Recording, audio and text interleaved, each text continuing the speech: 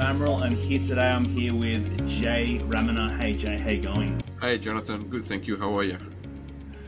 Well, Jay, we've gone together a few times, we've had quite a few chats, and in particular we've discussed this idea of this changing workplace, this changing workforce. We're both involved in workplaces, and we're talking to a lot of clients, and I think we decided that there's probably three areas that we've identified.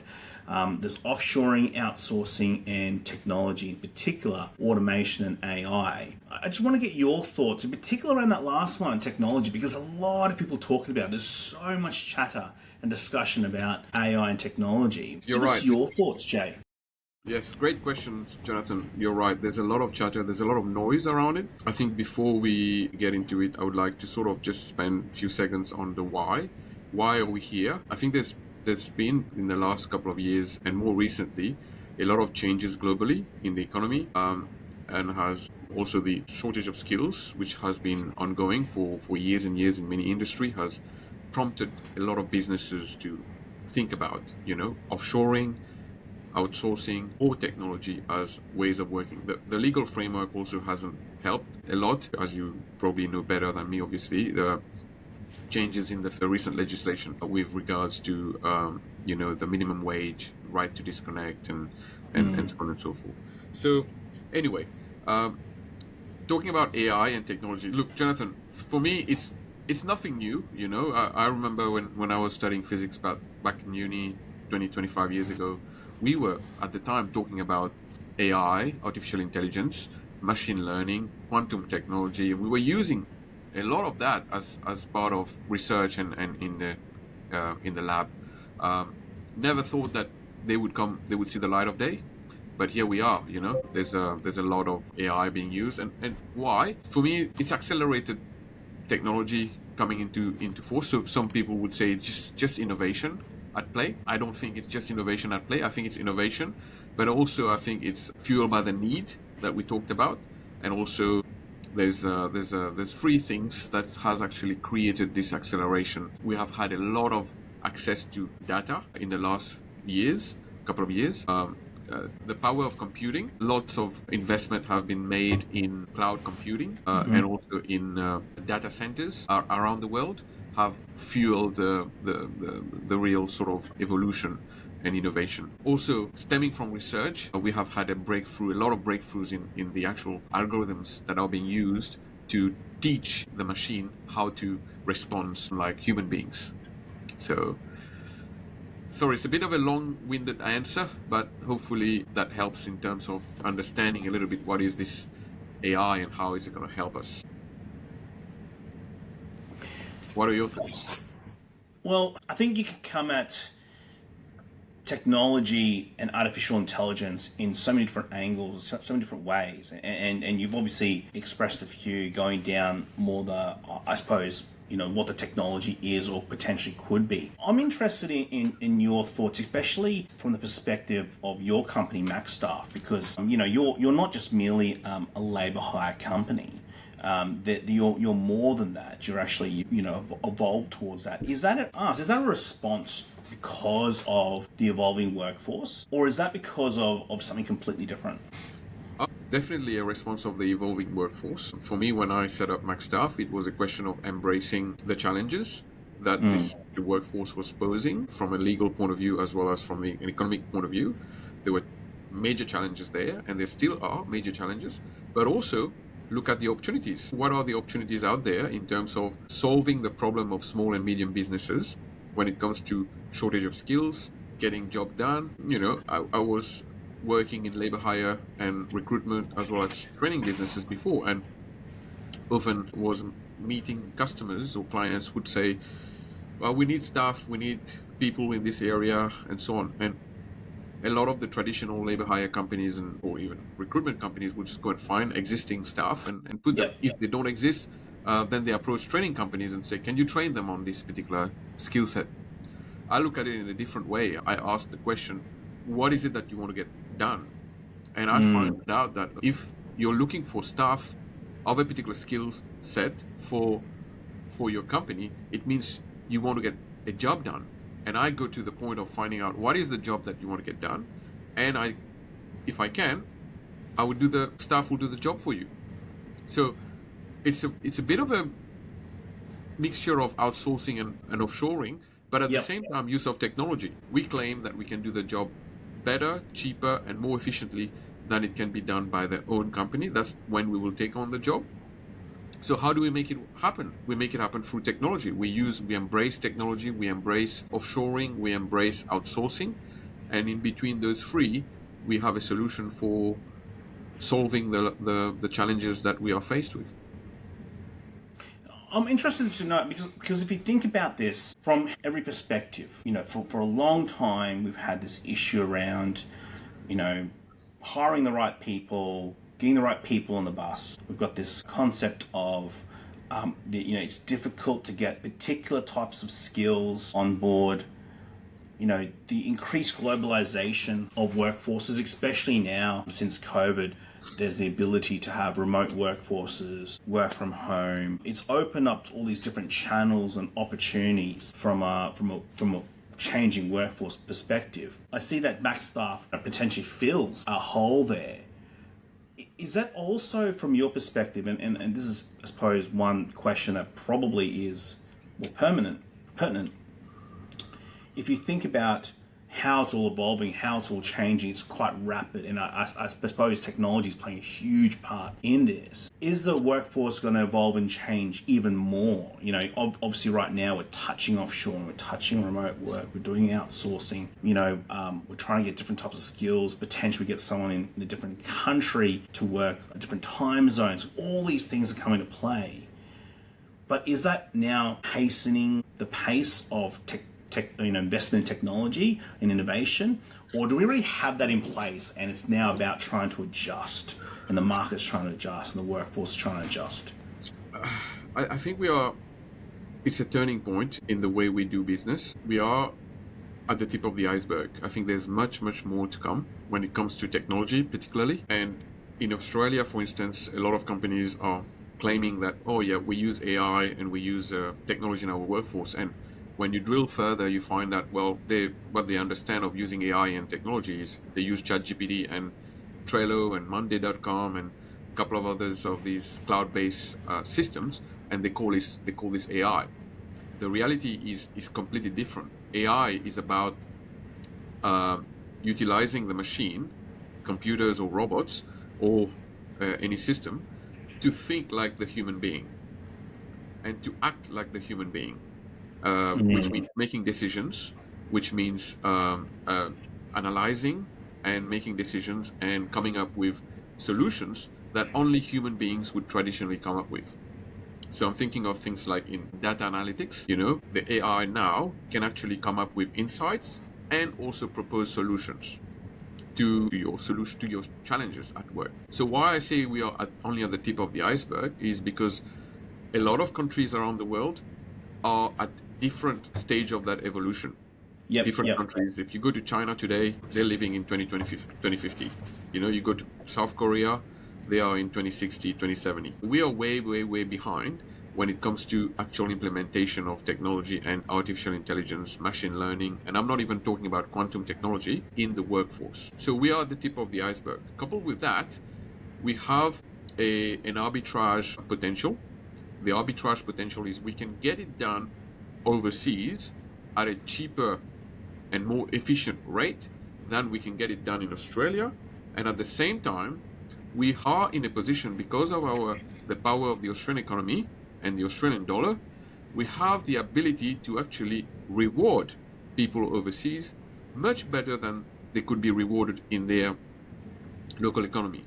So this arbitrage possibility, if you can tap into it, allows companies in Australia and also other first world countries like Canada, United States, New Zealand to actually accelerate the implementation of their AI, and at the end of the day, to get their job done. As I said, at the end of the day, we ask the question, what do you want to get done? You want to get a job done? Well, we will show you what's the best and cheapest way to get the job done. You've made some really interesting points there, Jay. However, I do want to put this to you because I think what you just said is what we all hope. I think we all hope that technology, automation, AI agents, all the things that are coming is going to assist, help us, support us in doing our work. However, there's probably a different sentiment, or there's another sentiment out there that says that's all well and good, but there's a couple of issues with that. The first being that traditionally what maybe entry level or junior level workers would do, potentially that's going to be, initially at least, the area or the work that's going to be taken over. And then the second thing is, okay, so once that starts happening, and that starts to potentially then take over more roles, what sort of happens to the workforce, in the next couple of years, or next 5 years, next 10 years? What happens then?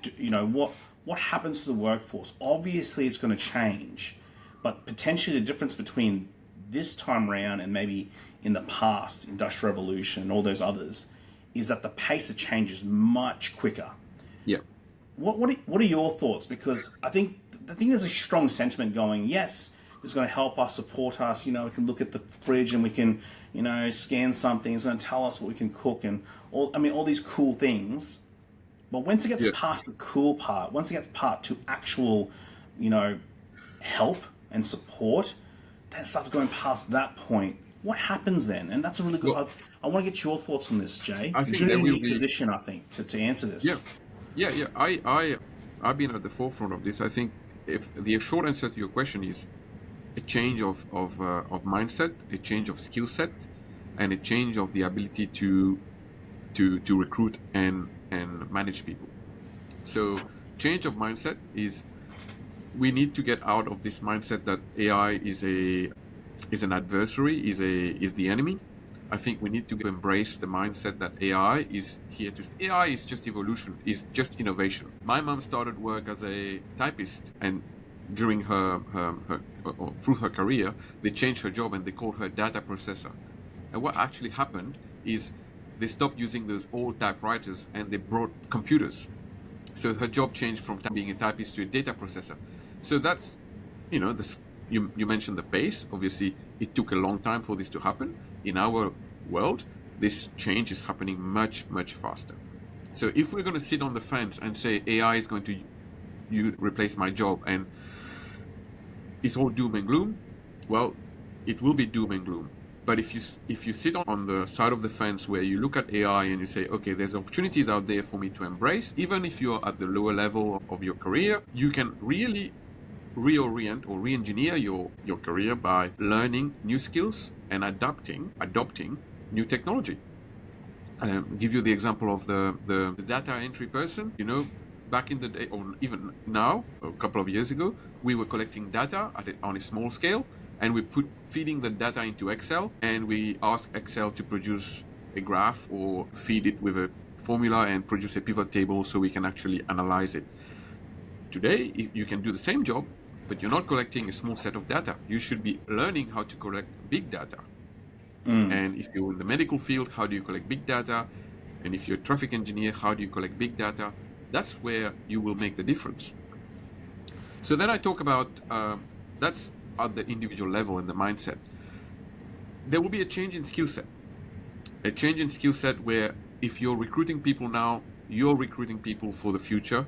You need to be looking at what are the current AI utilization skills that they've got. Now, if someone says, I can use ChatGPT, that's not a proof of utilizing AI. So you need to be asking them questions about where they have actually utilized technology and machine learning and artificial intelligence to improve the outcomes of their work. And the third aspect of it is, how do we recruit and how do we manage people? So we, in the existing workforce, in human resources and also line managers, we need to get better at understanding what is AI and how it is going to help the company going forward. That's the only way you can manage people better when it comes to embracing and adopting AI in the workforce. One last point that I wanted to ask about, because being an employment lawyer, I can see that the law is struggling in some respects to keep up with the pace, and then in other respects is potentially, I'm not saying going backwards, but is also dealing with areas that maybe over-regulating. So as an example, we have, work from home laws, we've got flexible working arrangement legislation, psychosocial risks and hazards. We've also got, relatively complicated modern award structure. And so we have that, quite protected, and there's quite a lot of protections around this. And yet we have this evolving workforce that the law is struggling to deal with. Obviously offshoring, yes, we've had that recent dismissal case again, but that's a bit of a standalone to be honest. Then we have cases around outsourcing and the redefinition of contract. We had the High Court say this is what an employee is, and then the legislation changed that back to essentially the old test. You have this almost yin and yang. You've got this, quite a lot of regulation coming out in the IR law space or employment law space, yet at the same time we're quite behind in dealing with, in particular, things like offshoring, outsourcing, and in particular technology.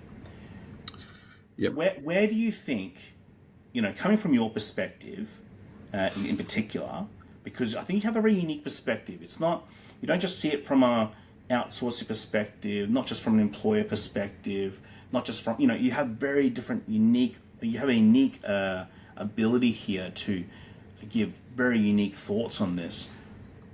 Considering the evolving workplace, and in particular around technology, where do you think, the government or law or legislators or Fair Work Commission, where do you think they're going to have a part to play in this? Because obviously they will have to, but where do you think the part's going to be for them going forward? Yeah, absolutely. Look, I think at the end of the day, there are risks and benefits in everything we do, right? So when you look at offshoring and outsourcing, it can be a little bit more, it can be clearer where the law stands, even though we're still behind in terms of, what type of contracts we're using, a lot of companies I talk to, a lot of clients, they're using companies like Upwork or Fiverr, and they go online, they hire someone and they call it offshoring. They don't really understand the risks that they are taking when it comes to do it that way. There are obviously better ways of doing things so you can mitigate the risk, and that's the easy part. But when it comes to technology, I think it will take a lot of time for the legal framework, for the keep to catch up, because technology is moving at such a fast pace, Yeah. And for the law to actually follow, it's a big challenge. So how do we make it work? I think education. We need to have lots of consultation with the workforce. If you work in robotics today, there's not even an award for an industry in automation and robotics, right? We have traditional awards, and those awards are based on paying people for work on an hourly rate, or we pay people on a task-based approach. But we haven't even talked about what happens if my work is actually split. 50% is done by a human being and 50% is done by the robot. Who's getting paid? Is the human being getting paid or the robot getting paid? So it's not clear. What risks are you taking when it comes to safety? So we just saw the crash of the Air India flight recently, and jury is still out there, but people are talking about whether it's a pilot error or is it a system error or a computer error. You know what I mean? At the end of the day, this is where it is. So if you bring it to the local level, if you're using technology at work, where do you draw the line? Where does the human intelligence interfere or interface with the artificial intelligence? At that boundary is where the legal framework will need to sort of have a say.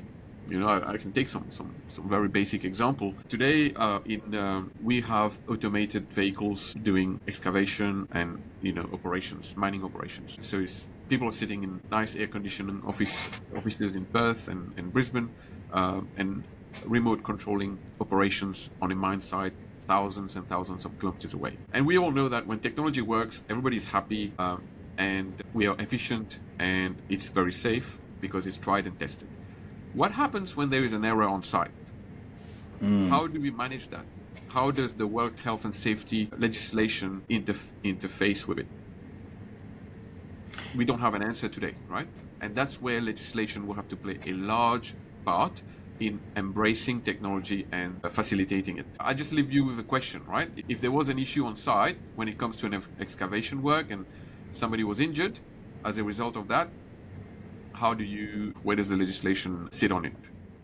Well, it's very basic. I mean, obviously, different circumstances may change the answer, but the simple answer is that there's vicarious liability, the employee will be held responsible, and then there will be potentially other people involved who will be held responsible under different types of legislation. Health and safety, probably the biggest one, and workers' compensation maybe as well. But there's others, I'm sure.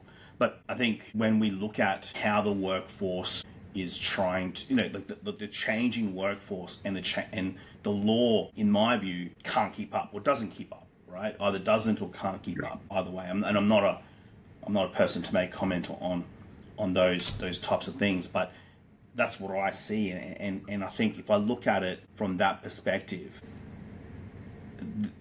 there has to be there's going to be change. Like, I think trying to put the genie back in the bottle, I think that's a dud conversation. I think that conversation is over. I think it's about we have this change. There's so much change. Technology is just one part of it, probably the biggest one, but it is still a part of it.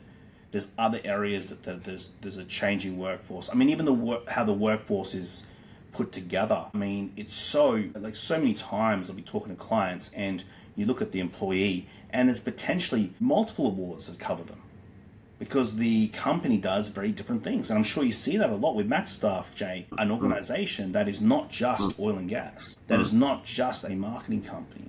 They have different prongs, or they're not just a technology company. We call them these things to put them in categories as much as possible, but when you actually look down and delve deep into what they actually do, well, sometimes you don't actually understand what they do, but secondly, when you do figure it out, it is very different, very unique, and sometimes the answer isn't, you don't get the answer straight away. And I think we look at I think we can't keep on looking at things black and white. I think there's so much grey area now. Probably do need some regulation to tease some of that out.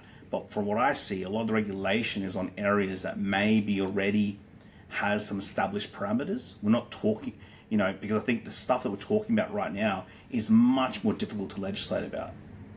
Yeah. You're not going to get the answers. They're not simple answers. There's no simple complex answers. And right, and I think it comes down to the skills. If you're analyzing those things, you're often asking yourself, what skills do we have to actually even ask the questions of, if we are in HR, we are lawyers, do we actually understand what's really happening in technology these days? Take the example of the medical field. We know that some surgeons are operating on patients remotely. I agree with you on that, Jay, but I think also we get a bit too hung up on, and I see this a lot, especially technology enthusiasts, who I have a lot of respect for, but it's a bit like Beyond 2000. If you remember the TV show back in the day, like there was all these cool things that people were talking about back in Beyond 2000, and I'm pretty sure it was in the 80s and the 90s, but no one's ever gone back to them and gone, hey, that never came true, because they were never held accountable. And I feel like it's a little bit like that right now. People can pretty much say whatever they like, and they're not really going to be held accountable many years down the track about what it actually becomes or what it actually evolves to.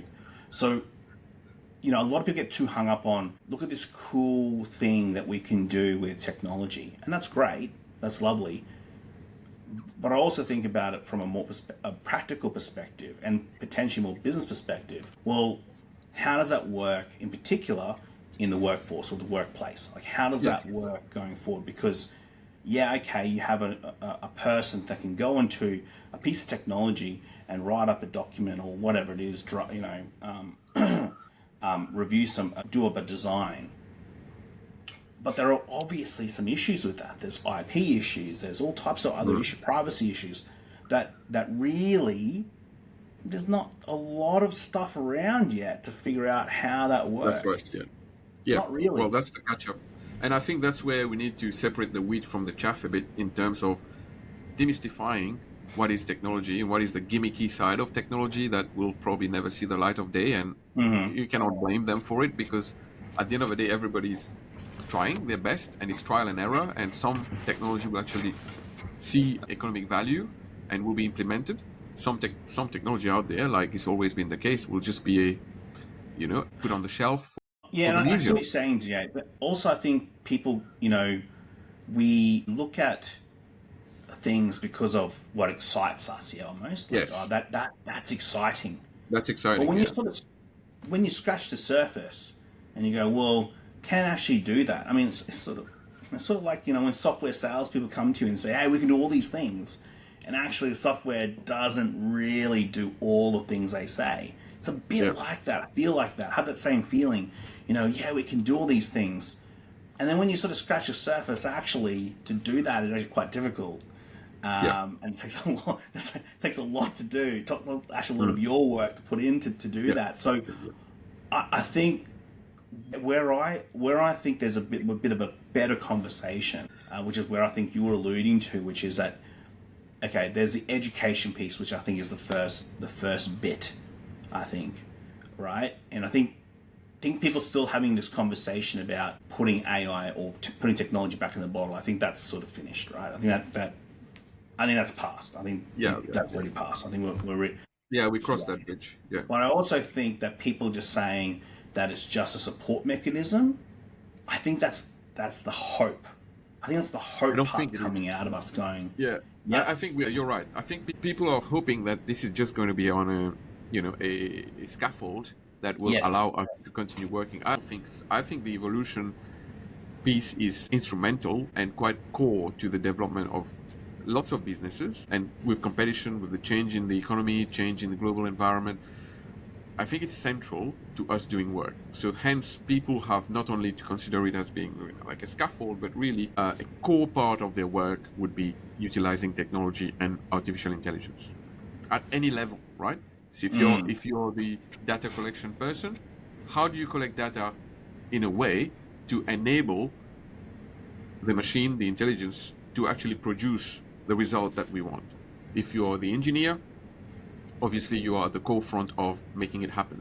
If you're the HR person, then how do you understand the skills at play and manage people so that they can bring the best of themselves? And if you're the leader, hopefully you're the one who embraces technology and invests in technology as well as people to make it happen. So at every level of the organization, we need to adopt, embrace, and utilize technology to its full potential. And on this, I'll just add, when the companies or the organizations that have realized the real extent of what we're talking about here, well, they very soon realize that the cost of it at the implementation phase is quite steep, you know, Jay, versus last what question. benefits going to come up. Yeah, go ahead. Last question before we wrap it up. Um, Yeah, so Max staff, just firstly, people listening to this have heard Max staff be mentioned a few times. Firstly, can you yes. give us a bit of a rundown of what Max staff is, and secondly, to pair that up is how do what spot or what area do you think Max staff have going forward in this sort of future workplace?